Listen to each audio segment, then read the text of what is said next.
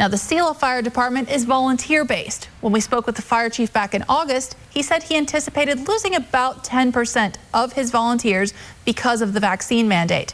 Cap KVU's Emily Goodell joins us live. Emily, we've just learned the department is going to lose closer to 40% of its volunteers over this.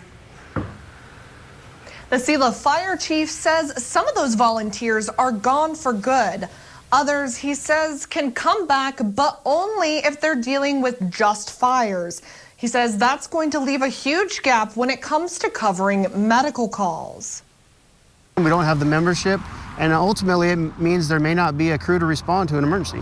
The department was already short on volunteers before the pandemic. People don't want to volunteer because of the time restraints and commitment they have to make. Recruiting became even harder when COVID hit. A lot of people don't want to be exposed or possibly exposed to it. A lot of people are trying to stay, home and away from things. The fire chief says in the short term, they're scrambling to reorganize their volunteers and make the best out of the situation. But he says this problem could cause even more issues down the road. This has a very long-term impact because we were already short volunteers prior to this mandate. Now that we're losing more volunteers, they're not being replaced as fast as they're going away, and recruiting volunteers is very, very difficult right now.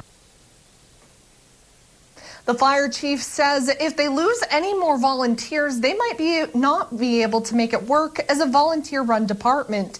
He says in that case, he'll have to hire full-time firefighters, which might cost more money for taxpayers. He says if anyone wants to help out and become a volunteer firefighter, they can learn more about that at selahwa.gov/fire. Reporting live from our Yakima studio, Emily Goodell, Cap KVU Local News.